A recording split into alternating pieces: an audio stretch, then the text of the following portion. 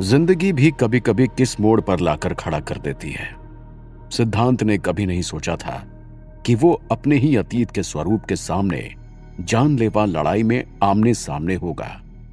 जब वो अतीत में आया था तो उसने सोचा था कि वो आर्यन को सच बताकर वहां से वापस चला जाएगा और सब कुछ ठीक हो जाएगा। मगर यहां आने के बाद हर एक दिन उसके लिए मुश्किलों से भरा साबित हो रहा था। बाहर नगर वासियों की उत्साह से भरी आवाज आर्यन के नाम के जयकारे लगा रही थी। सिद्धांत आर्यन पर वार करने के लिए आगे बढ़ा, लेकिन तभी उसकी नजर पीछे राजगद्दी पर बैठी हुई राजकुमारी वंदिता पर पड़ी।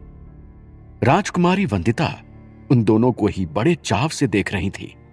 राजकुमारी वंदिता को देखते ही अचानक से सिद्धांत को वेदिका की याद आई। उसे तब याद आया कि कैसे जब वो गुफा में दरवाजे के सामने खड़ा हुआ था तब उसे वेदिका की आवाज सुनाई दी थी। वेदिका की याद आते ही सिद्धांत और भी चिंता में आ गया। वो अपने ख्यालों में इतना खो गया था कि उसने आर्यन को अपनी तरफ बढ़ते हुए नहीं देखा। अगले ही पल उसे अपने चेहरे पर एक जोर का मुक्का महसूस हुआ। सिद्धांत जाकर नीचे जमीन पर धड़ाम से गिर गया। उसके गाल पर एक नील बन गया था। सिद्धांत को नीचे गिरता देख राजकुमारी वंदिता अपने पैरों पर खड़ी हो गई। उस मैदान के असीम सन्नाटे में सभी को लगा कि आर्यन की जीत हो गई है।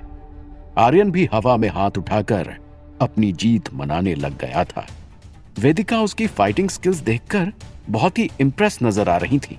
सिद्धांत की आंखें बंद हो चुकी थी। उसके शरीर के हर एक अंग में दर्द हो रहा था।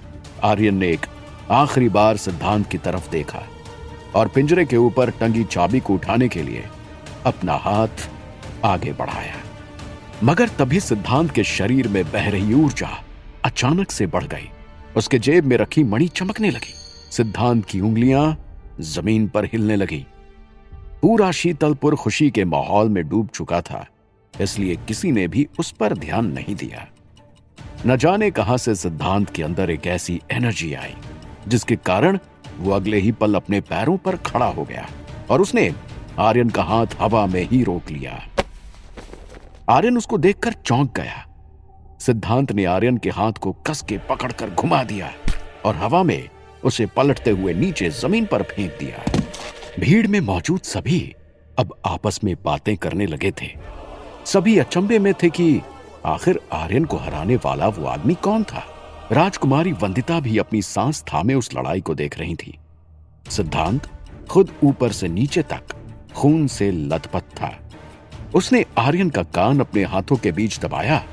उसे इस तरह इंसान को बेहोश करने का तरीका मालूम था। उसने आर्यन के कान के पीछे अपनी उंगली रखी और उसकी नस दबा दी।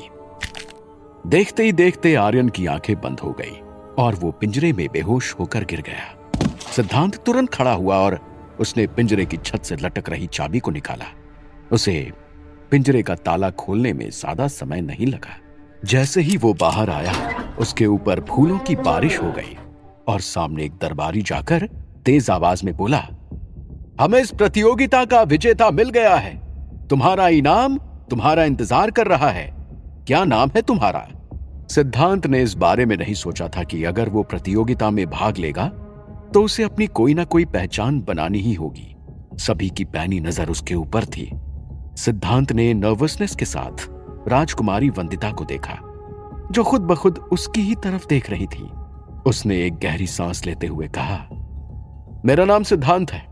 मैं भारत नाम के देश से आया हूं। भले ही वो अतीत में आया हो, लेकिन वो झूठ नहीं बोलना चाहता था। सिद्धांत जानता था कि वहां मौजूद सभी के मन में अलग अलग सवाल उठ रहे होंगे, मगर राजकुमारी वंदिता की आंखों में उठ रहे सवाल सिद्धांत पढ़ पा रहा था।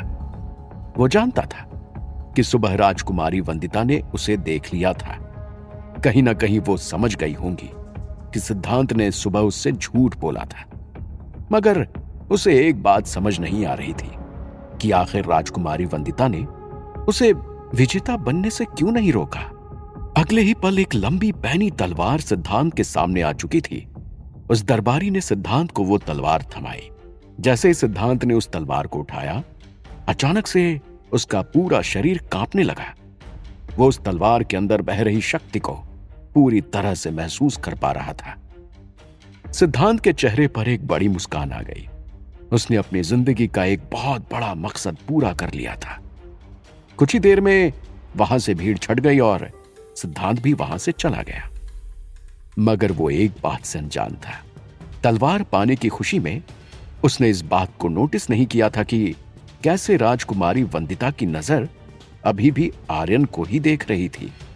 कैसे उसकी नजरों में आर्यन के लिए दया भावना नजर आ रही थी।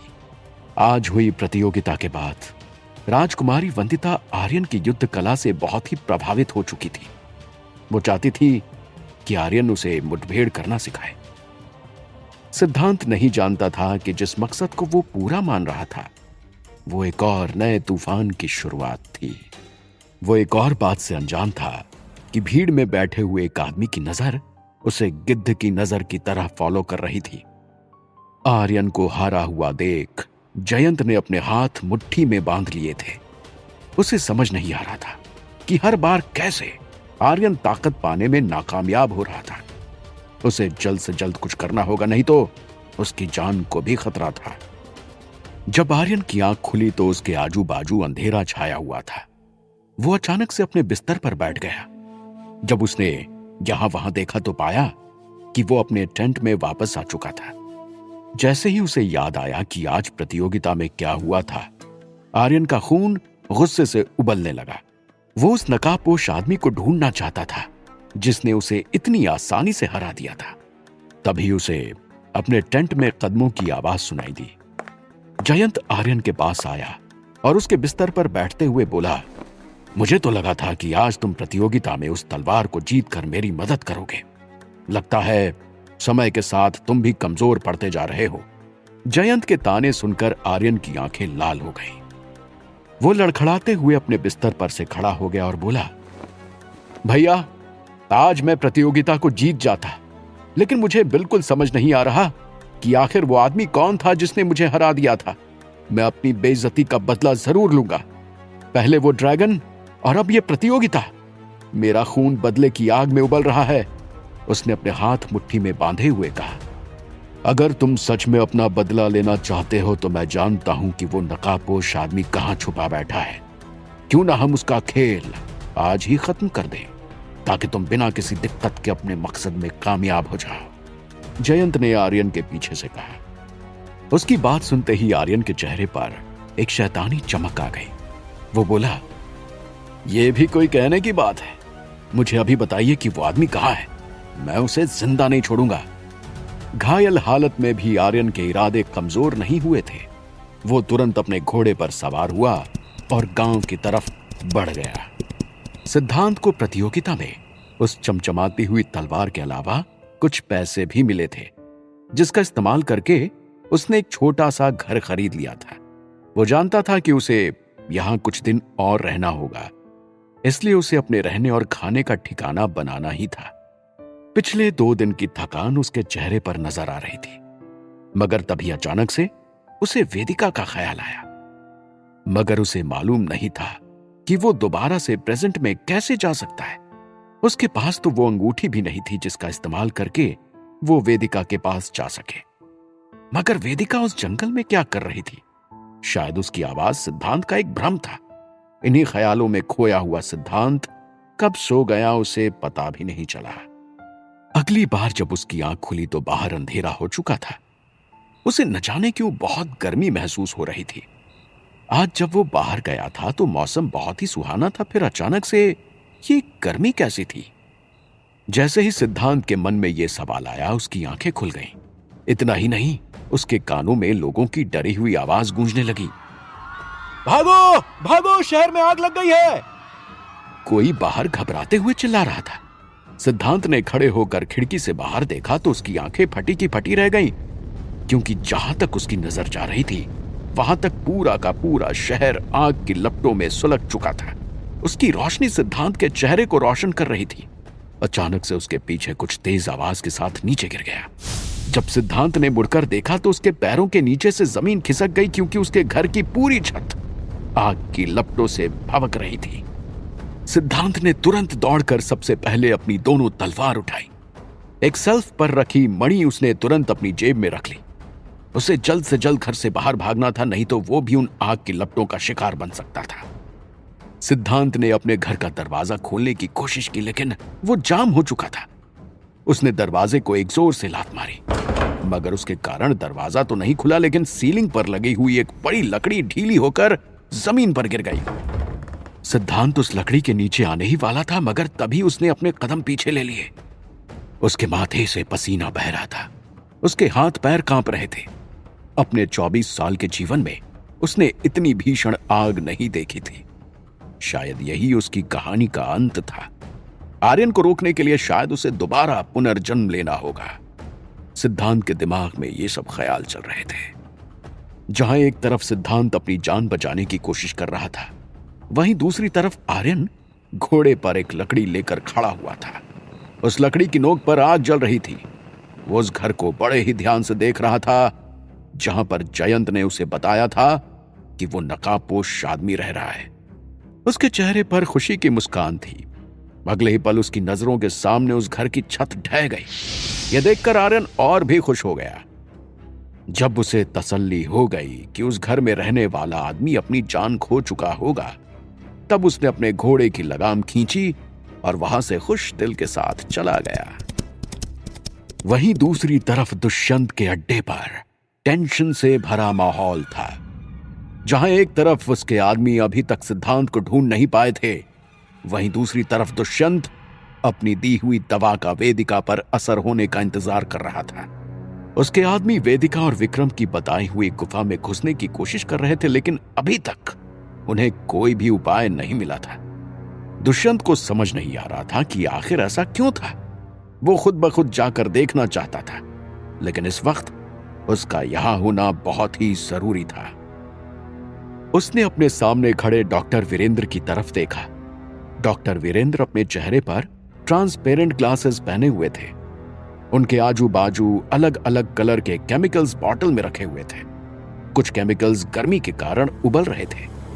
कुछ देर और अपना काम करने के बाद डॉक्टर वीरेंद्र दुष्यंत की तरफ आगे बढ़े।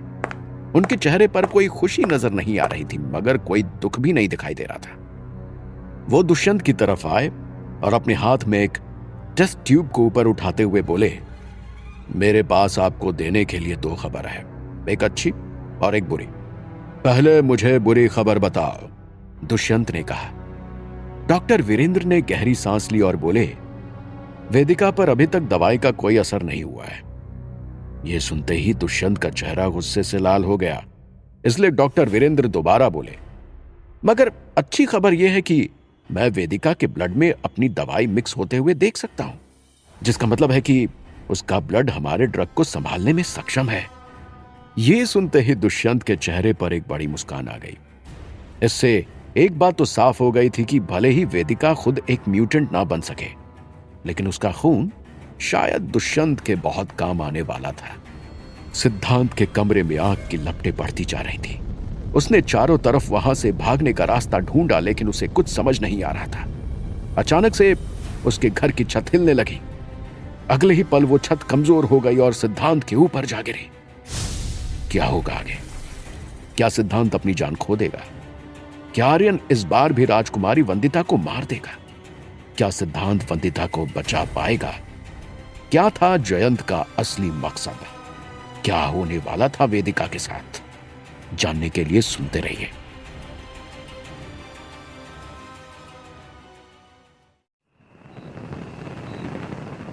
आग की लपटें पूरे शहर को नारंगी रंग में रंग चुकी थी। सिद्धांत के घर में भी गर्मी बढ़ती जा रही थी। जैसे ही उसने देखा कि उसके घर की छत गिरने वाली है, बिना सोचे समझे उसने प्रतियोगिता में जीती हुई तलवार हवा में उठा ली, क्योंकि वो कहीं भाग भी नहीं सकता था। उसने अपनी आंखें कस के बंद कर ली थी, मगर कुछ पल बीत जाने के बाद भी उसे दर्द महसूस नहीं हुआ। तब उसने तुरंत ऊपर देखा और पाया कि हवा के चारों ओर एक कवच बन गया था, जो उसकी तलवार से निकल रही रोशनी के कारण बना हुआ था। उस कवच ने आग से लिपटी हुई दीवार को हवा में ही संभाल लिया था। यह देखकर सिद्धांत की आंखें फटी की फटी रह गईं। अब उसे समझ आ गया था कि इस तलवार को आर्यन से जीतना कितना सही फैसला था। उसने कवच की आड़ में तुरंत उस घर से बाहर कदम रखा। सिद्धांत ने यहां वहां देखकर आग लगने का कारण पता करने की कोशिश की, मगर उसे समझ नहीं आ रहा था कि आखिर इतनी भीषण आग के पीछे किसका हाथ था।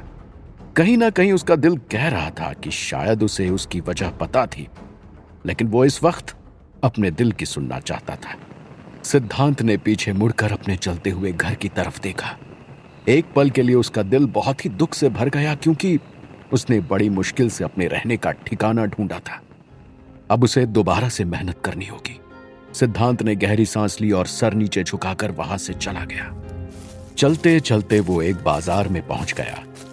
वो शीतलपुर की सुंदरता को देखकर अभी भी चकित था, मगर वो आर्यन के बारे में और भी जानना चाहता था। वहां रह रहे आम आदमी आर्यन को अच्छे से जानते थे। ये बात सिद्धांत ने प्रतियोगिता के दौरान देख ली थी। वो जानता था कि अगर उसे अपने ही बारे में और बातें पता करनी है तो उसे यहां वहां पूछना होगा। क्योंकि वो आर्यन से बात करके देख चुका था और जानता था कि उससे कोई भी फायदा नहीं होने वाला है, इसलिए उसने बाजार में घूमना शुरू कर दिया। सभी लोग अपने अपने कामों में बिजी थे। कोई सब्जी बेच रहा था तो कोई गोश्त। सिद्धांत के पैर उसे अपने आप ही आगे लेते जा रहे थे। कुछ ही देर में वो एक शराब खाने के सामने पहुंच गया। उसने जब अंदर झांक कर देखा तो पाया कि कैसे दिन में भी कई लोग बैठकर शराब पी रहे थे। अचानक से उसकी नजर एक गुट पर पड़ी। वो गुट शराब खाने में सबसे ज्यादा शोर मचा रहा था। 4 स्त्रियां उनके इर्द गिर्द नाच रही थीं। तभी सिद्धांत ने उन सभी के बीच बैठे आर्यन को देखा। आर्यन नशे में धुत था, मगर उसके चेहरे पर प्रतियोगिता को हारने की कोई भी निराशा नजर नहीं आ रही थी, बल्कि वो खुशी से झूम रहा था। अचानक से बाजू में नाच रही एक महिला का हाथ आर्यन के गिलास में लग गया, जिसके कारण वो गिलास छूटकर नीचे जमीन पर टुकड़े टुकड़े होकर गिर गया। अगले ही पल उस शराब खाने में सन्नाटा छा गया। सिद्धांत ने देखा कि कैसे शराब खाने का मालिक दौड़ता हुआ आर्यन के सामने आया। आर्यन, जिसका चेहरा गुस्से से लाल हो चुका था।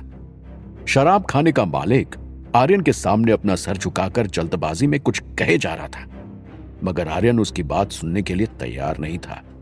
वो अपनी जगह पर खड़ा हुआ और उसने उस मालिक के पीछे खड़ी हुई औरत के गाल पर एक जोर का तमाचा मार दिया, जिसके कारण वो औरत नीचे जमीन पर गिर गई।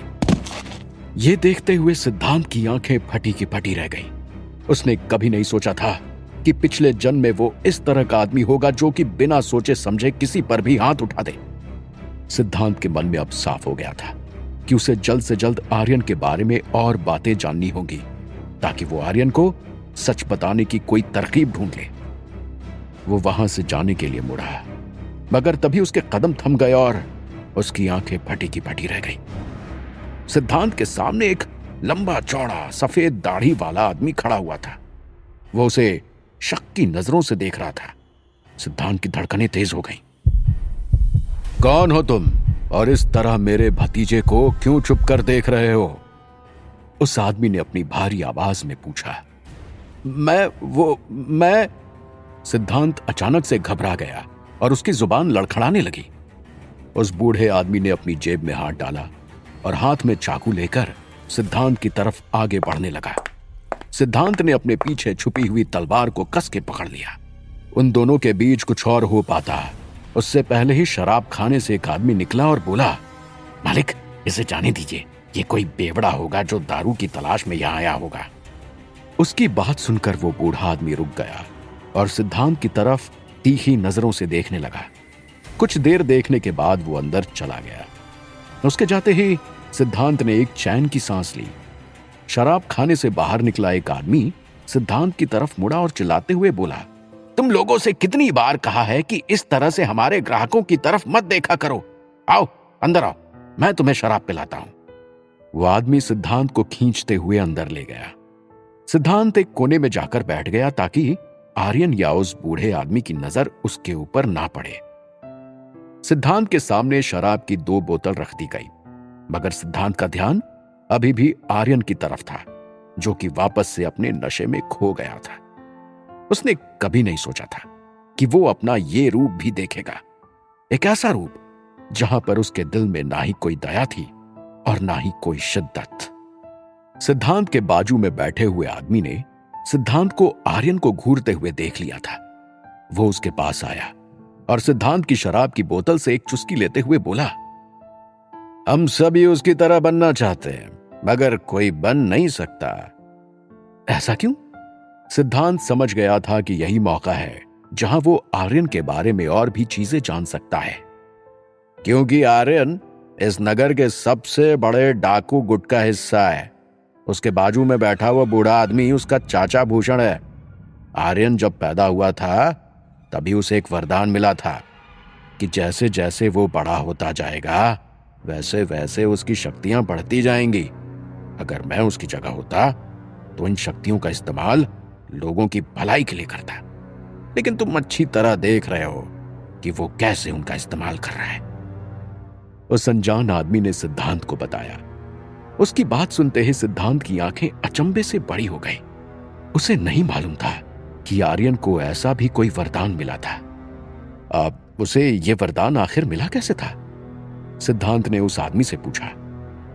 इसका जवाब तुम्हें सिर्फ एक ही इंसान दे सकता है, और वो है आर्यन का चाचा भूषण, क्योंकि आर्यन के माता पिता दोनों ही इस दुनिया को छोड़कर जा चुके हैं। इतना ही नहीं, आर्यन अपने चाचा को ही अपना सब कुछ मानता है। इस दुनिया में आर्यन के परिवार के सिर्फ 2 ही लोग बचे हुए हैं, उसका चाचा और उसका सौतेला भाई जयंत। उस आदमी ने सिद्धांत की शराब की एक बोतल खत्म करते हुए कहा। सिद्धांत के मन में हमेशा से एक सवाल उठ रहा था कि आखिर उसके परिवार का राज क्या था। अभी तक उसे अपने अतीत के बारे में जितना कुछ भी याद आया था उस सबसे उसका परिवार मिसिंग था। मगर धीरे धीरे अब वो गुत्थी भी सुलझती जा रही थी। सिद्धांत ने एक बार फिर आर्यन की तरफ देखा, मगर इस बार उसकी नजर भूषण से टकरा गई जो उसे ही देख रहा था। सिद्धांत ने तुरंत अपनी नजर फेर ली और शराब पीने की एक्टिंग करने लगा। अचानक से उस जगह पर हो रहा शोर शांत हो गया। सिद्धांत की आंखों के सामने उजाला छाने लगा। वो समझ गया था कि क्या होने वाला है, इसलिए तुरंत लड़खड़ाते हुए पैरों पर खड़े होकर सिद्धांत वॉशरूम की तरफ भागा। उसने अपने आप को एक वॉशरूम में बंद कर लिया।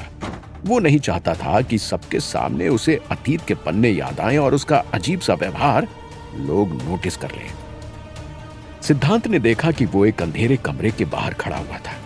उस कमरे से कुछ आवाज सुनाई दे रही थी। सिद्धांत ने ध्यान से सुनने की कोशिश की तो उसके कान में एक भारी आवाज सुनाई दी जो कि बहुत जानी पहचानी समझ आ रही थी। तुम जानते हो कि आर्यन के पास जन्म से ही शक्तिशाली होने का वरदान है। इसका मतलब यह नहीं है कि तुम कमजोर हो। तुम्हें बस दिमाग से काम लेना होगा। अगर तुम मेरे बताए रास्ते पर चलते रहे तो हम जल्द ही तुम्हारा बदला ले पाएंगे। भूलो मत किस तरह तुम्हारी मां ने तुम्हारी गोद में ही दम तोड़ा था। भूषण की आवाज सिद्धांत के कानों में पड़ी। उसने जब कमरे के अंदर झांक कर देखा तो पाया कि दुष्यंत और भूषण आमने सामने बैठे हुए थे। मगर चाचा जी, हम कब तक उसे ताकतवर बनाने की कोशिश करेंगे? वो जितना ताकतवर होता जाएगा उतना ही हमारा काम मुश्किल होता जाएगा, जयंत ने गुस्से से कहा। नहीं, ऐसा नहीं है। तुम्हें अभी उसे ताकतवर बनने देना होगा, तभी वो राजकुमारी वंदिता को मारकर हमारी मदद कर पाएगा। एक बार तुम शीतलपुर की राजगद्दी पर बैठ जाओ, उसके बाद हमें आर्यन को ठिकाने लगाने में दिक्कत नहीं आएगी। भूषण ने जयंत को समझाया। अचानक से उनके मुंह से निकल रहे शब्द सिद्धांत को सुनाई देना बंद हो गए। जब उसकी आंख खुली तो वो वापस से शराब खाने के वॉशरूम में आ चुका था। उसके दिमाग में सब कुछ साफ हो गया था। वो समझ गया था कि आखिर जयंत के पीछे किसका हाथ था जो उसे आर्यन को उकसाने में मदद कर रहा था। सिद्धांत ने जब भूषण की आंखों में देखा था तो वो उनमें मौजूद जलन और नफरत को साफ देख पा रहा था। सिद्धांत अपनी जगह पर खड़ा हो गया और उसने कस के अपने हाथ मुट्ठी में बांध लिए। वो समझ गया था कि अब उसे किसको अपना पहला शिकार बनाना है। आर्यन को अपनी जिंदगी की सबसे बड़ी गलती करने से सिद्धांत तभी रोक पाएगा जब वो उसको गलत रास्ते पर ले जा रहे लोगों को ही अलग कर दे। सिद्धांत तुरंत वापस शराब खाने में पहुंच गया। वहीं दूसरी ओर जब वेदिका की आंख खुली तो उसे बदन में तेज दर्द महसूस हुआ। उसका शरीर पहले से कमजोर महसूस कर रहा था, मगर इस बार उसकी आंखों पर कोई भी पट्टी नहीं बंधी हुई थी। वेदिका ने जब विक्रम को ढूंढने की कोशिश की तो उसने उसे कमरे के दूसरी तरफ जमीन पर लेटा हुआ पाया। वो बेहोश नजर आ रहा था। अचानक से वेदिका के शरीर में जलन महसूस होने लगी। वो दर्द के कारण यहां वहां मचलने लगी। उसका दर्द पल पल बढ़ रहा था। उसे ऐसा लग रहा था मानो जैसे किसी ने उसके खून में लोहा मिला दिया हो। न जाने कितनी देर मचलने के बाद अचानक से वेदिका शांत हो गई। उसके शरीर में महसूस हो रही कमजोरी अब ताकत में बदल चुकी थी। उसे अपने शरीर में इतनी ताकत महसूस हो रही थी कि जब उसने अपने पैरों में बंधी रस्सी खींचकर तोड़ना चाही तो उसे समय नहीं लगा। यह देखकर वो खुद भी चौंक गई, मगर उसके पास समय नहीं था। जैसे ही उसके पैर से रस्सी टूटी, वेदिका ने तुरंत अपने हाथों की रस्सी भी खोल ली और भागते हुए विक्रम की तरफ पहुंची। विक्रम, विक्रम, तुम ठीक तो हो ना? वेदिका ने विक्रम को हिलाते हुए कहा। कुछ ही पल में विक्रम की आंखें खुलने लगी।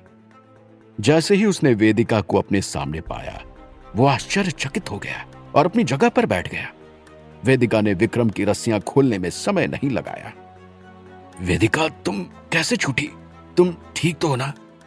विक्रम ने चिंता भरी आवाज में पूछा, मगर वेदिका ने अपने होठों पर उंगली रखते हुए उसे शांत रहने का इशारा किया और धीमी आवाज में बोली, मुझे खुद समझ नहीं आ रहा है कि अचानक से मेरे अंदर ताकत कैसे आ गई है, लेकिन अभी कुछ भी सोचने या समझने का समय नहीं है।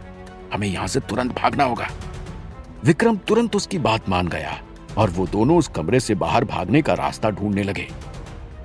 विक्रम की नजर ऊंची दीवार पर बनी हुई खिड़की पर पड़ी। उसने वेदिका को इशारा करते हुए बताया। वो दोनों ही जानते थे कि उनके पास ज्यादा समय नहीं था। वो आजू बाजू कुछ ऐसी चीज ढूंढने लगे जिसकी मदद से वो उस ऊंचाई तक पहुंच पाए, मगर तभी अचानक से वेदिका के पैर कांपने लगे। उसका पूरा शरीर चंद मिनट में पसीने से लथपथ हो गया। अगले ही पल वो जमीन पर गिर गई और उसकी आंखों के सामने अंधेरा छा गया। जब उसकी आंखें खुली तो वो एक प्रतियोगिता को देख रही थी। सामने पिंजरे में एक नौजवान लड़का बड़े ही शौर्य के साथ अपने दुश्मनों को हरा रहा था। वेदिका अपने चेहरे पर एक बड़ी मुस्कान महसूस कर पा रही थी। जैसे ही उस लड़के की नजर वेदिका पर पड़ी, वेदिका की सांस एक पल के लिए थम गई। उस पल में उसने अपनी पूरी जिंदगी उस लड़के के साथ इमेजिन कर ली थी। जब उसकी आंख दोबारा खुली तो वो सीलिंग पर लगी हुई लाइट को देख रही थी। उसकी नजर विक्रम के चेहरे पर पड़ी, जो कि चिंता में डूबा हुआ था। वेदिका को ऐसा महसूस हो रहा था जैसे वो पानी के अंदर डूबी हुई हो और विक्रम की आवाज पानी के उस ओर से आ रही हो। वो दोनों ही कुछ कर पाते कि तभी अचानक से उस कमरे का दरवाजा खुल गया। वहीं दूसरी तरफ सिद्धांत एक ऐसे जाल में फंसने गया था जिससे निकल पाना उसके लिए मुश्किल ही नहीं बल्कि नामुमकिन होने वाला था। क्या होगा आगे? क्या सिद्धांत भूषण और जयंत को रोकने में कामयाब होगा? क्या उसने तलवार जीतकर आर्यन को रोक लिया था? क्या वेदिका और विक्रम दुष्यंत के चंगुल से बच पाएंगे? क्या वेदिका को सच्चाई याद आ जाएगी? क्या होगा जब अतीत और वर्तमान एक दूसरे से टकराएंगे? जानने के लिए सुनते रहिए।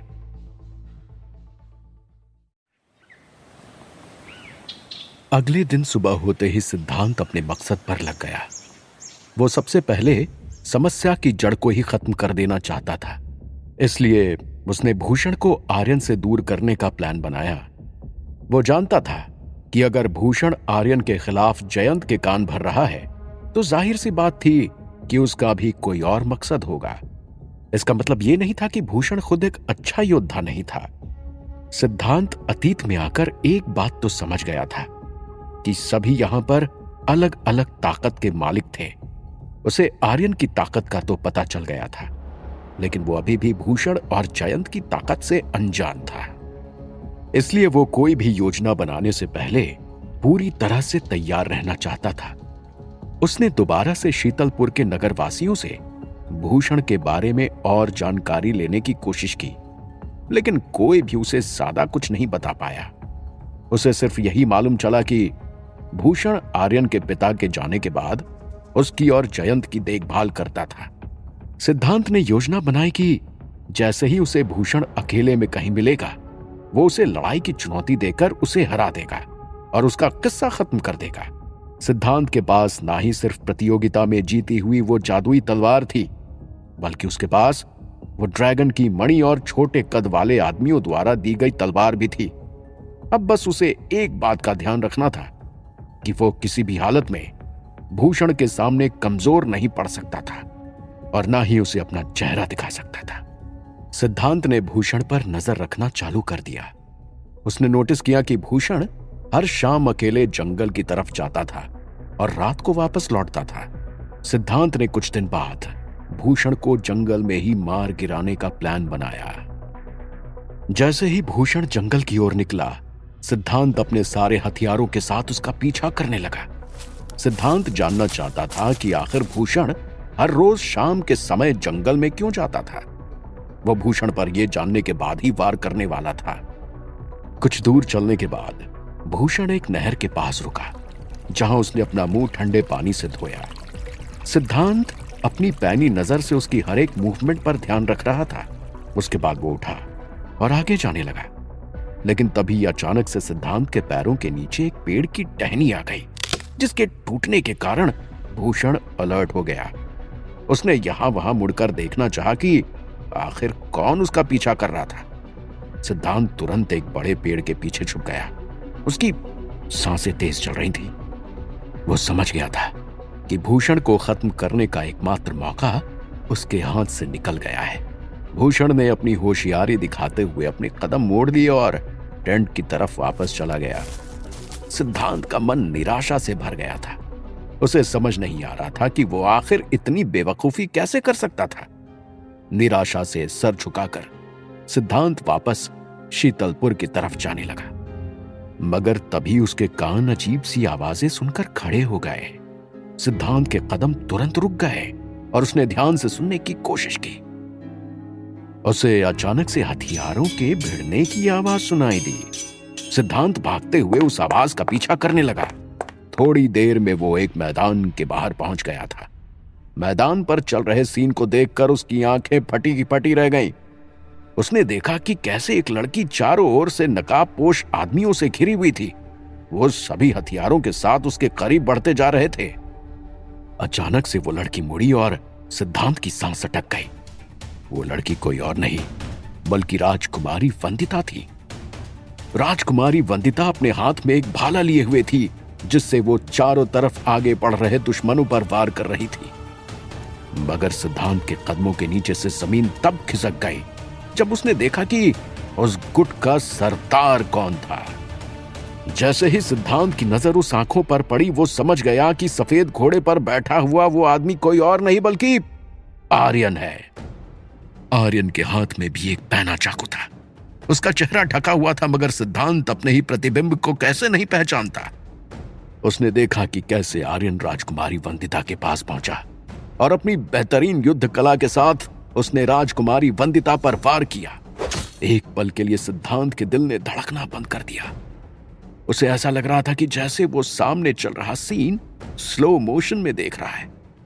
मगर जैसे ही वो चाकू राजकुमारी वंदिता के पास पहुंचा, उन्होंने बड़े ही आराम से एक छलांग लगाकर आर्यन को एक लात मारी, जिसके कारण आर्यन अपने घोड़े से नीचे गिर गया।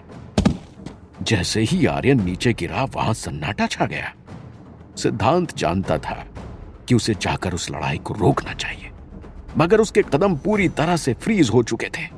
आज तक उसने जो सीन अपने फ्लैशेस में देखा था, वो उसके सामने चल रहा था। मगर आर्यन इतनी जल्दी हार मानने वालों में से नहीं था। उसने अपने बाकी साथियों को हाथ दिखाकर रुकने का इशारा किया। वो खुद अपने पैरों पर खड़ा हुआ और तुरंत दौड़ते हुए राजकुमारी वंदिता के पास पहुंच गया। वो दोनों एक दूसरे को गहरी नजरों के साथ देख रहे थे। सिद्धांत दूर खड़ा भी महसूस कर पा रहा था कि कैसे उन दोनों के बीच एक रिश्ता बनता जा रहा था, फिर भले ही वो रिश्ता नफरत का ही क्यों ना हो। आज जब आर्यन सुबह उठा तो उसे जयंत ने बताया था कि कैसे राजकुमारी वंदिता अपने अभ्यास के लिए जंगल में जाती है और वो इस बात का फायदा उठाकर अपना रास्ता साफ कर सकता है। आर्यन ने अपना हाथ हवा में उठाया और उसके एक साथी ने उसके हाथ में भाला फेंक दिया।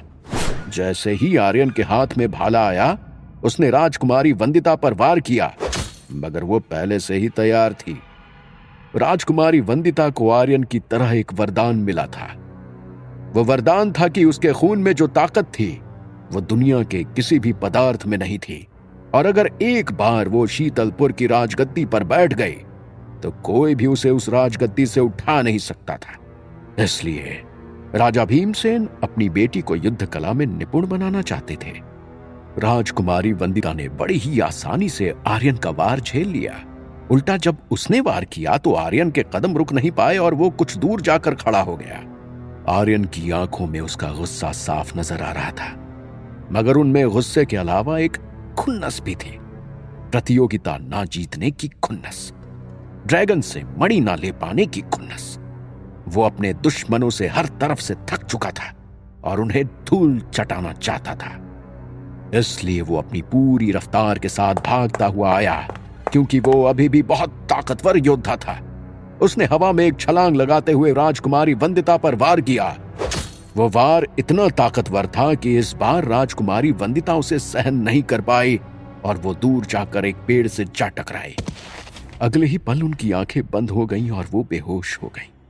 आर्यन ने अपने साथियों की तरफ इशारा किया और बोला, जल्दी से इसे रस्सी से बांध लो और हमारे साथ वापस अड्डे पर ले चलो। मैं इसे होश आने पर मजा चखाऊंगा। आर्यन ने अपने होठों से बह रहे खून को पोंछते हुए कहा। जैसे ही उसके साथी वंदिता को किडनैप करने के लिए आगे बढ़े, सिद्धांत अपने होश में आया। वो इस तरह से आर्यन को वंदिता को नुकसान नहीं पहुंचाने दे सकता था। वो अपनी पूरी रफ्तार के साथ आर्यन के साथियों को रोकने के लिए आगे बढ़ा। वो भी उनकी तरह अपना मुंह ढाके हुए था। एक पल के लिए उन सभी को लगा कि वो उनका ही साथी है, मगर आर्यन तुरंत अलर्ट हो गया, क्योंकि उसे तो लगा था कि उसने अपने इस दुश्मन को मार गिराया है। कुछ दिन पहले गांव में इसी आदमी को खत्म करने के लिए आर्यन ने आग लगाई थी, मगर लगता है उसका दुश्मन बच गया था। आर्यन का चेहरा गुस्से से लाल हो गया। सिद्धांत राजकुमारी वंदिता के सामने आकर खड़ा हो गया।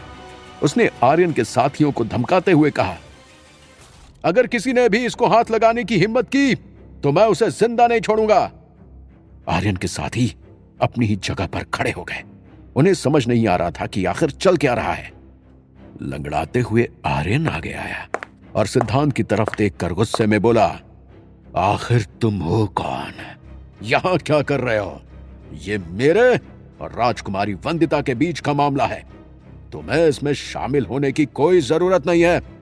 पिछली बार तो लगता है तुम आग की लपटों से बच गए, लेकिन इस बार मैं तुम्हें जिंदा नहीं छोड़ूंगा। आर्यन के मन में अभी भी गुस्सा उबल रहा था। वो अपने सामने खड़े नकाबपोश आदमी से बदला लेना चाहता था, इसलिए उसने बिना कोई समय गंवाए अपने कदम आगे बढ़ाए और सिद्धांत की तरफ वार करने के लिए आगे बढ़ा। मगर सिद्धांत भी पूरी तरह से तैयार था। सिद्धांत ने तुरंत अपनी तलवार हाथ में ले ली। उस तलवार को देखकर आर्यन और भी गुस्से से भर गया। अगर उस दिन प्रतियोगिता में उस आदमी ने आर्यन को नहीं हराया होता तो आज वो तलवार उसकी होती। ये ख्याल आते ही आर्यन का खून खौल उठा और उसने अपने भाले से सिद्धांत के सीने पर वार किया। सिद्धांत ने हवा में अपनी तलवार को घुमाया। वो अभी भी तलवारबाजी में अच्छा नहीं हुआ था, लेकिन वो भी आर्यन का ही दूसरा जन्म था, इसलिए उसे तलवारबाजी की कुछ तरकीब अभी भी याद थी। जैसे ही उन दोनों के हथियार एक दूसरे से टकराए, अचानक से आसमान का रंग बदल गया। नीला अंबर कुछ ही पलों में काले बादलों से घिर गया। जोर से बिजली कड़कने लगी।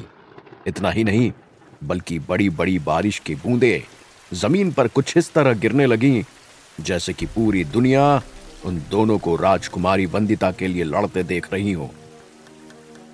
सिद्धांत ने एक बार राजकुमारी वंदिता की तरफ मुड़कर देखा। आसमान में चमक रही बिजली की चमक राजकुमारी वंदिता के चेहरे पर पड़ रही थी। वो बेहोशी की हालत में बहुत ही मासूम नजर आ रही थी। सिद्धांत के दिल में अचानक से प्यार की लहर उठ गई। उसे अपने पिछले जन्म का प्यार याद आने लगा। वो चाहता था कि आर्यन भी इसी प्यार को महसूस करे और राजकुमारी वंदिता को कोई भी नुकसान ना पहुंचाए। लेकिन अभी कहानी उस मोड़ पर नहीं पहुंची थी। जैसे ही सिद्धांत राजकुमारी वंदिता को देखने के लिए पीछे मुड़ा, आर्यन ने मौका देखते ही सिद्धांत पर वार कर दिया। सिद्धांत को अपनी पीठ पर भाले की नोक महसूस हुई। वो नोक उसकी पीठ को काट चुकी थी। दर्द से कराहता हुआ सिद्धांत राजकुमारी वंदिता के बाजू में जाकर गिर गया। बारिश की बूंदों ने उन सभी को ऊपर से नीचे तक भिगा दिया था। अब बारिश के पानी के साथ सिद्धांत का खून भी जमीन पर बह रहा था। आर्यन उसके सामने किसी दानव की तरह नजर आ रहा था। आर्यन ने सिद्धांत को उठने का मौका नहीं दिया और उसके पेट पर एक जोर की लात मारी। तुमने अगर मुझे एक बार हराया, इसका मतलब यह नहीं है कि मैं तुमसे दोबारा हार जाऊंगा। मैं एक शक्तिशाली योद्धा हूं। आज तुम्हें तुम्हारी जगह मालूम चल जाएगी, आर्यन ने कहा और सिद्धांत पर लाते और घूंसों की बरसात कर दी। सिद्धांत इतना कमजोर पड़ चुका था कि वो उठ भी नहीं पा रहा था। कुछ ही देर में उसे आर्यन की एक जोरदार लात अपने चेहरे पर महसूस हुई। सिद्धांत की आंखें बंद होने लगी। उसने आखिरी बार अपना गुस्से से भरा चेहरा देखा जो खुद की जान लेने पर आतुर था। जैसे ही आर्यन उस पर आखिरी जानलेवा वार करने वाला था, तभी अचानक से पीछे से कई घोड़ों की आवाज आने लगी।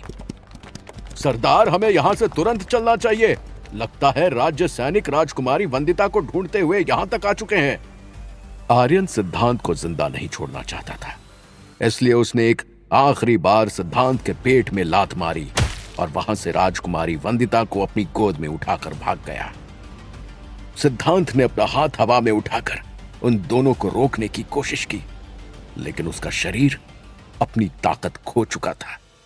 अगले ही पल उसकी आंखें बंद हो गई और वो बेहोश हो गया। क्या होगा आगे? क्या सिद्धांत आर्यन को राजकुमारी वंदिता को नुकसान पहुंचाने से बचा पाएगा? क्या वो अनहोनी को टाल पाएगा? क्या वेदिका और विक्रम दुष्यंत के चंगुल से छूट पाएंगे? क्या दुष्यंत की सेना पूरी दुनिया को तबाह कर देगी? सिद्धांत अपने अतीत और वर्तमान के दुश्मनों से कैसे जूझेगा? जानने के लिए सुनते रहिए।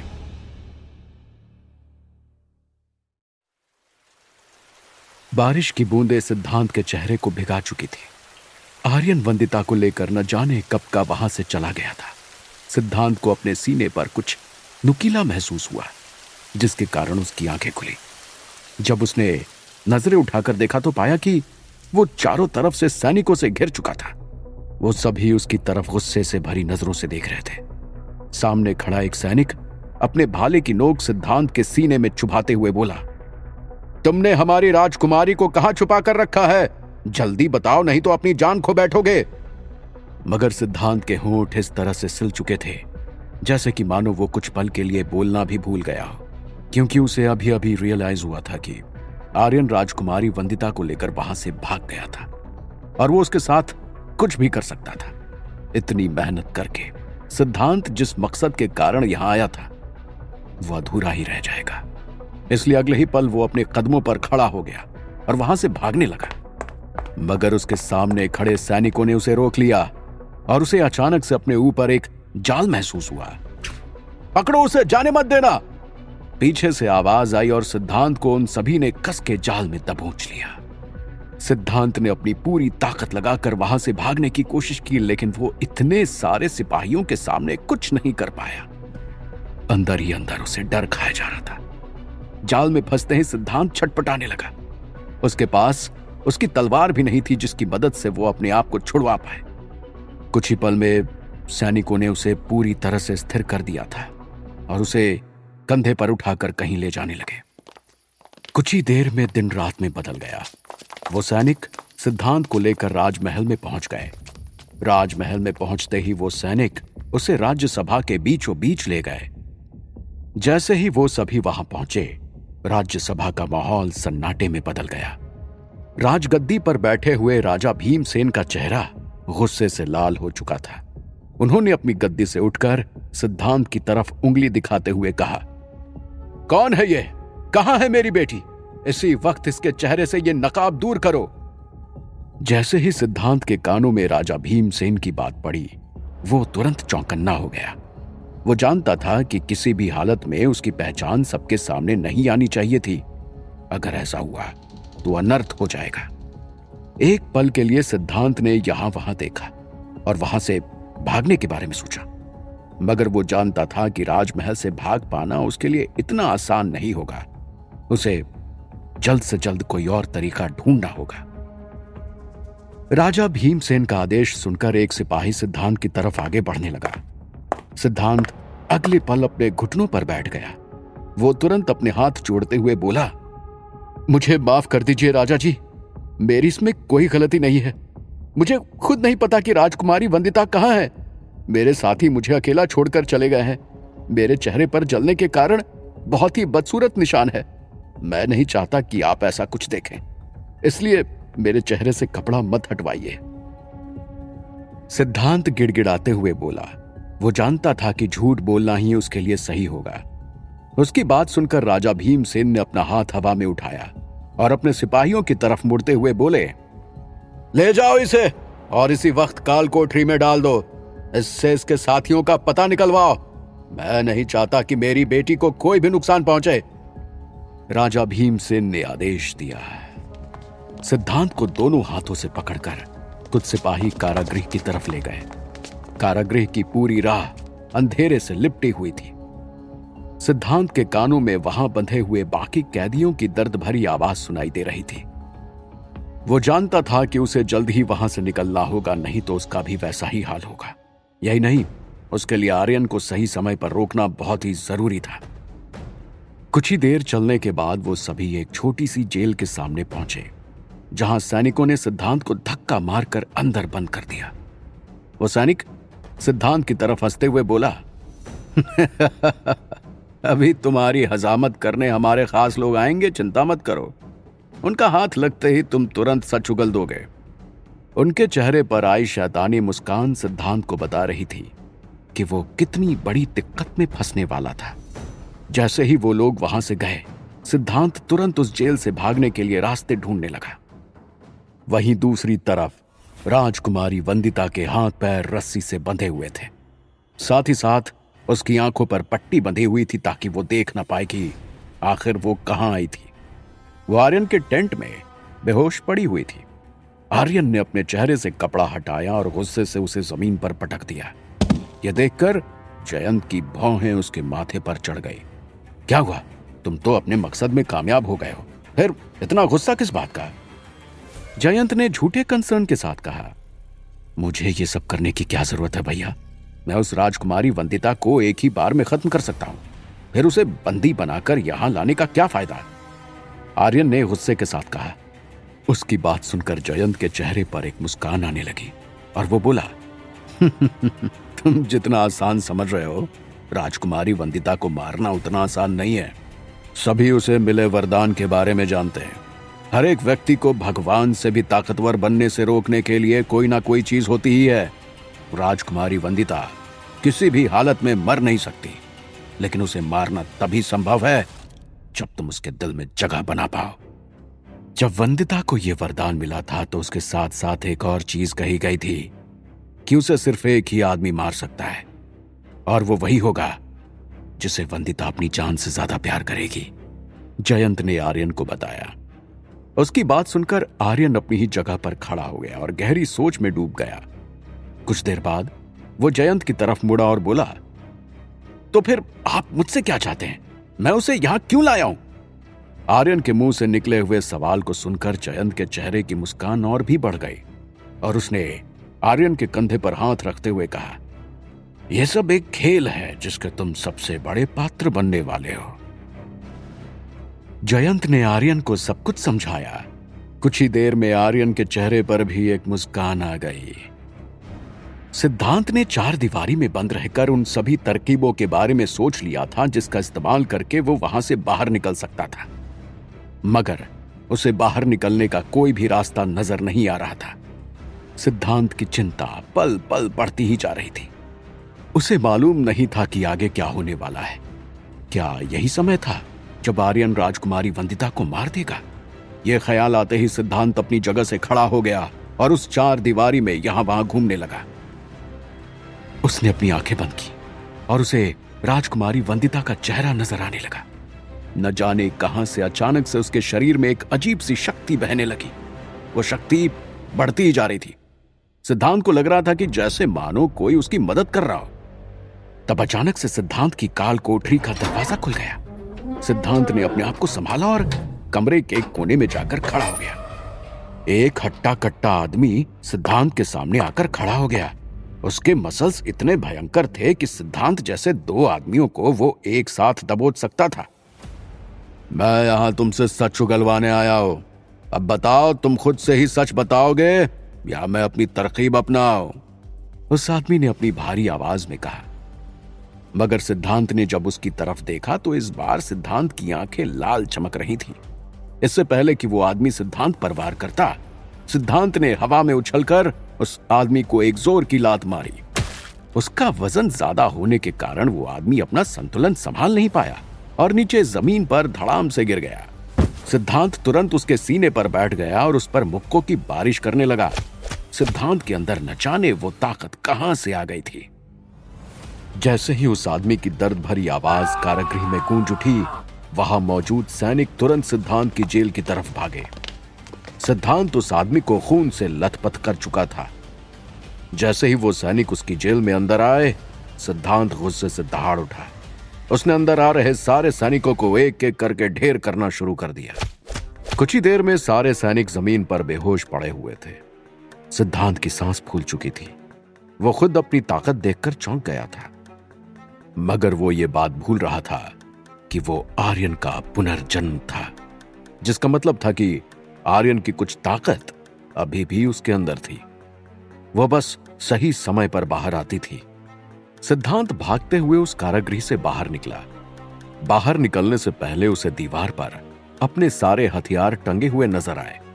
सिद्धांत ने समय न बर्बाद करते हुए उन सभी को उठा लिया और आर्यन और राजकुमारी वंदिता की तलाश में निकल गया। उसके भागने की खबर पूरे राजमहल में फैल गई थी। राजा भीमसेन अपनी गलती पर अफसोस मना रहे थे। उन्हें लग रहा था कि अगर उन्होंने तभी उस आदमी को जान से मार दिया होता तो शायद आज वो उनके कब्जे से इस तरह नहीं भागता। वहीं दूसरी ओर जब राजकुमारी वंदिता की आंख खुली तो वो जंगल में एक पेड़ से बंधी हुई थी। उसने अपने आप को खोलने की कोशिश करनी शुरू की। वो पूरी तरह सफल होने वाली थी कि तभी अचानक से वहां पर कई लोग आ गए। ये वही लोग थे जिनसे वो कुछ देर पहले लड़ रही थी। कौन हो तुम लोग? मुझसे क्या चाहते हो? राजकुमारी वंदिता ने चिल्लाते हुए कहा, मगर वो सभी उसकी तरफ शैतानी नजरों के साथ आगे बढ़ने लगे। राजकुमारी वंदिता डरने वालों में से नहीं थी, लेकिन आज पहली बार जिंदगी में उसे डर महसूस हो रहा था। उसे नहीं पता था कि बेहोश हो जाने के बाद आखिर उसे कहां लाया गया था, इसलिए वो और घबराई हुई थी। वो अपने आप को खोलकर वहां से भागने की पूरी कोशिश कर रही थी, मगर अगले ही पल वो सारे नकाबपोश आदमी उसके बहुत करीब आ गए। उनमें से एक आदमी नीचे झुका और वंदिता की तरफ हाथ बढ़ाकर उसे छूने लगा, मगर वो वंदिता को छू पाता उससे पहले ही अचानक से एक तीर हवा को चीरते हुए उस आदमी के हाथ में जाकर चुभ गया। वो आदमी दर्द से कराहते हुए नीचे जमीन पर गिर गया। वंदिता ने तुरंत अपनी नजर घुमाई और अपने सामने एक खूबसूरत नौजवान को पाया। वो नौजवान उसकी तरफ अपने घोड़े पर दौड़ते हुए आ रहा था। बाकी मौजूद नकाबपोश आदमियों ने वंदिता को वहां से खोलकर ले जाने की कोशिश की, लेकिन कुछ ही पलों में वो नौजवान उनके सामने आकर खड़ा हो गया था। उस नौजवान ने देखते ही देखते वंदिता के सामने उन सभी नकाबपोश आदमियों को ढेर कर दिया। ये देखते ही राजकुमारी वंदिता की आंखें फटी की फटी रह गईं। वो उस आदमी को पहचान गई थी। उस नौजवान ने अपने कदम राजकुमारी वंदिता की तरफ बढ़ाए और कुछ ही पल में उसकी रस्सियां खोल दी। जैसे ही वो राजकुमारी वंदिता के पास आया, वंदिता के दिल की धड़कनें तेज हो गईं। उसके गालों पर एक लालिमा छा गई, यहां तक कि उसकी सांस भी चढ़ गई। उस नौजवान ने अपना हाथ आगे करके वंदिता को बहुत ही कोमल तरीके से जमीन से उठा लिया। राजकुमारी वंदिता अपने चेहरे पर आ रही मुस्कान को रोक नहीं पा रही थी। उस नौजवान ने वंदिता की तरफ एक मुस्कुराहट के साथ देखा। वो अपने घुटनों पर बैठ गया और बोला, राजकुमारी वंदिता, मेरा नाम आर्यन है मुझे माफ कीजिएगा, मैं आपको पहले नहीं बचा पाया। मगर वंदिता के दिल में एक ऐसा भाव उठ रहा था जिसके कारण उसकी बोलती बंद हो गई थी। उसने आज तक किसी भी इंसान के लिए ऐसा महसूस नहीं किया था। आर्यन ने अपने घोड़े की तरफ इशारा किया और राजकुमारी वंदिता को वहां से राजमहल की तरफ ले जाने लगा। राजकुमारी वंदिता मन ही मन मुस्कुरा रही थी, लेकिन उसने अपने पीछे बैठे आर्यन के चेहरे पर आई शैतानी मुस्कान को नोटिस नहीं किया था। क्या होगा आगे? क्या सिद्धांत आर्यन से राजकुमारी वंदिता को बचा पाएगा? क्या वो वर्तमान में फंसी हुई वेदिका और विक्रम को दुष्यंत के चंगुल से बचा पाएगा? या सिद्धांत की जिंदगी में कोई नया तूफान आने वाला था? क्या उसे मिली ताकत आर्यन से लड़ने के लिए काफी थी? जानने के लिए सुनते रहिए।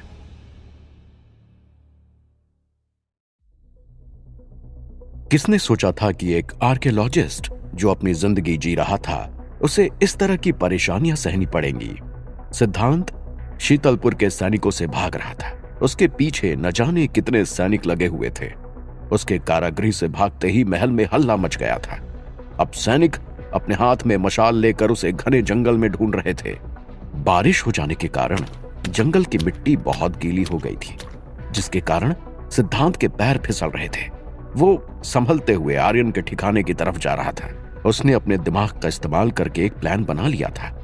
वो जानता था कि आर्यन राजकुमारी वंदिता को अपने अड्डे पर ही ले गया होगा, इसलिए वो उन सैनिकों को वहां तक पहुंचाना चाहता था ताकि वो राजकुमारी वंदिता तक पहुंच जाएं और उसे आर्यन के चंगुल से छुड़ा पाए। सिद्धांत बार बार पीछे मुड़कर देख रहा था कि कहीं वो सैनिक उसके बहुत करीब तो नहीं आ रहे। इसी कारण उसने अपने सामने बने हुए एक बड़े गड्ढे को नहीं देखा और अगले ही पल सिद्धांत का पैर एक पत्थर में फंस गया और सिद्धांत अचानक से नीचे उस गड्ढे में गिर गया। उसके मुंह से एक अचंभे से भरी आवाज निकली, मगर उसे बचाने वाला कोई भी मौजूद नहीं था। वहीं दूसरी तरफ राजकुमारी वंदिता आर्यन के साथ उसके घोड़े पर बैठकर राजमहल आ पहुंची थी। जैसे ही सिपाहियों ने राजकुमारी वंदिता को आते हुए देखा, उन्होंने राजा भीमसेन को इसके बारे में बताया। राजा भीमसेन दौड़ते हुए उन दोनों के पास आ पहुंचे। अपनी बेटी को सही सलामत देख उनकी खुशी का कोई ठिकाना नहीं था। वंदिता तुरंत अपने पिता की बाहों में सिमट गई और उन्हें गले लगा लिया। राजा भीमसेन की नजर आर्यन की तरफ पड़ी। अचानक से वो चौकन्ने हो गए। वो जानते थे कि आर्यन कौन था और उसने पहले क्या क्या जुल्म किए थे, इसलिए वो तुरंत अपनी कमर पर बंधी तलवार लेकर आर्यन की तरफ बढ़ने लगे। उनके चेहरे पर गुस्सा साफ था, मगर तभी राजकुमारी वंदिता ने चिल्लाते हुए अपने पिता को रोक लिया। पिताजी, आप ये क्या कर रहे हैं? उन्होंने तो मेरी जान बचाई है। इन्हें दंड देने की बजाय आपको इन्हें इनाम देना चाहिए। वंदिता की बात सुनकर भीमसेन के कदम रुक गए और वो आर्यन की तरफ अचंभे से भरी नजरों से देखने लगे। वो जानते थे कि आर्यन उनके शहर का एक सबसे बड़ा डाकू था। वो इतनी आसानी से आर्यन पर विश्वास नहीं करने वाले थे, इसलिए उन्होंने अपनी तलवार की नोक आर्यन की गर्दन पर रखी। एक पल के लिए आर्यन की भौहें सिकुड़ गईं। उसने भी अपने भाले को पकड़ने के लिए हाथ उठाया, मगर तभी उसे अपने भाई जयंत की बात याद आई। तुम्हें वंदिता को विश्वास दिलाना है कि तुम उससे प्यार करने लगे हो। इसके लिए अगर तुम्हें अपनी इज्जत भी गंवानी पड़े तो भी पीछे मत हटना। मैं जानता हूं कि तुम्हें अपनी इज्जत से प्यारा कुछ नहीं है। जयंत की बात याद आते ही आर्यन ने गहरी सांस ली और शांत हो गया। राजा भीमसेन बोले, मैं नहीं जानता कि तुम्हारे क्या इरादे हैं, लेकिन अगर मुझे जरा सा भी शक हुआ कि तुम मेरी बेटी को नुकसान पहुंचाना चाहते हो तो मैं तुम्हें जिंदा नहीं छोड़ूंगा। आज मैं तुम्हें सिर्फ इसलिए जाने दे रहा हूं क्योंकि मेरी बेटी कह रही है। इतना कहकर उन्होंने राजकुमारी वंदिता का हाथ थामा और उसे अंदर राजमहल में ले गए। मगर राजकुमारी वंदिता की नजर आर्यन पर ही थी। वो उसे लालसा से भरी आंखों से देख रही थी। आर्यन जानता था कि वो अपने मकसद में सफल हो गया है, इसलिए जब राजकुमारी वंदिता महल में अंदर गई तो आर्यन के चेहरे पर एक शैतानी मुस्कान आ गई। वो जानता था कि राजकुमारी वंदिता जरूर उससे दोबारा मिलने की कोशिश करेगी। जैसे ही जंगल में भाग रहे सैनिकों को संदेश आया कि राजकुमारी वंदिता सही सलामत राजमहल लौट आई हैं, उन्होंने सिद्धांत का पीछा करना छोड़ दिया। वैसे भी रात बहुत गहरी हो चुकी थी। सिद्धांत को ढूंढना मुश्किल होता जा रहा था। वहीं दूसरी ओर जब वेदिका की आंखें खुली तो उसकी सांसें जोरों से चल रही थीं। उसने अभी अभी सिद्धांत को अपने सपने में देखा था, मगर उसे समझ नहीं आ रहा था कि वो दृश्य आखिर कहां का था। जैसे ही वो विक्रम से कुछ कहने वाली थी, तभी अचानक से दुष्यंत के कुछ आदमी अंदर आ गए। उन्होंने वेदिका और विक्रम को भागते हुए देख लिया था। विक्रम तुरंत वेदिका को जमीन पर बैठा छोड़कर उनसे लड़ने लगा। वेदिका वही जमीन पर कंफ्यूजन के साथ बैठी हुई थी। अचानक से उसे विक्रम की कई सारी बातें याद आ रही थी। उसे याद आ रहा था कि कैसे सिद्धांत को भी अपने पिछले जन्म के फ्लैशेस नजर आए थे। अचानक से वेदिका की आंखों में आंसू आ गए, क्योंकि उसे विश्वास हो गया था कि विक्रम और सिद्धांत उससे सच कह रहे थे। यह असल में उसका पुनर्जन्म था। जैसे ही उसे इस बात पर विश्वास हुआ, अचानक से उसका सर फटने लगा। उसके सर में इतना तेज दर्द उठा कि वो उसे सहन नहीं कर पाई और अपना सर पकड़कर नीचे जमीन पर गिर गई। अचानक से उसे कई आवाजें सुनाई देने लगी। वो सारी आवाजें अलग अलग बातें बोल रही थी। वेदिका एक को भी साफ तरह से सुन नहीं पा रही थी, मगर तभी वो सारी आवाजें एक हो गई। वेदिका को सब कुछ साफ साफ सुनाई देने लगा। उसने जब आंखें खोली तो वो एक अंधेरे से भरे कमरे में बैठी हुई थी। कमरे के चारों ओर पानी भरा हुआ था। वेदिका ने खड़े होकर उस कमरे से बाहर भागने की कोशिश की, मगर वो जितनी भी दूर भाग ले, उस कमरे का कोई अंत नजर नहीं आ रहा था। फ्रस्ट्रेशन के कारण वेदिका ने अपने बाल पकड़ लिए। वो मदद की गुहार लगाने लगी, मगर उसकी सुनने वाला कोई नहीं था। निराशा के आंसू वेदिका की आंखों में आ गए। तभी अचानक से वो आवाज वापस आ गई। इस बार वेदिका गुस्से से चिल्लाई और बोली, कौन हो तुम? मुझे परेशान क्यों कर रहे हो? मेरा दोस्त मुसीबत में है, मुझे उसकी मदद करने दो। अचानक से वो आवाज हंसने लगी और बोली, मैं यहां तुम्हारा समय बर्बाद करने नहीं आया, बल्कि तुम्हारी मदद करने आया हूं। तुम जो कुछ भी सोच रही हो वो सच है। तुम राजकुमारी वंदिता का पुनर्जन्म हो। आर्यन और जयंत भी तुम्हारे पास मौजूद हैं। मैं यहां तुम्हारी मदद करने आया हूं। सिद्धांत जो गुफा में गया है, उसका दरवाजा सिर्फ एक ही बार पूर्णमासी की रात कुछ पलों के लिए खुलता है, जब आसमान में चंद्रमा की चांदनी सबसे तेज होती है और उसकी किरण गुफा के दरवाजे पर पड़ती है। तभी तुम सिद्धांत तक पहुंच पाओगी। तुम कौन हो और मेरी मदद क्यों करना चाहते हो? वेदिका ने चिल्लाते हुए पूछा। मैं समय हूं। मैं ही सिर्फ तुम्हारी और सिद्धांत की मदद कर सकता हूं, वो आवाज बोली। वेदिका ने चिल्लाते हुए उससे और भी सवाल पूछे, लेकिन तब तक वो आवाज वहां से जा चुकी थी।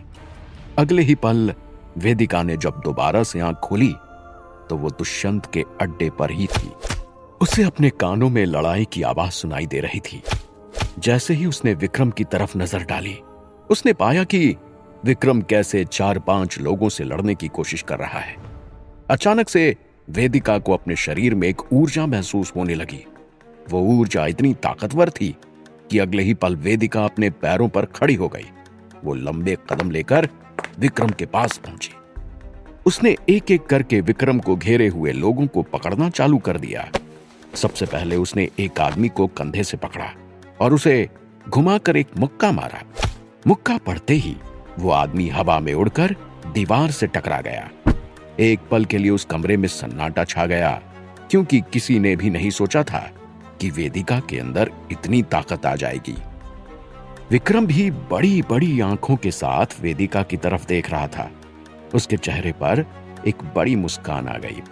उसने अपने सामने मौजूद दुष्यंत के आदमी को एक लात मारी। देखते ही देखते वो कमरा एक रणभूमि में बदल गया।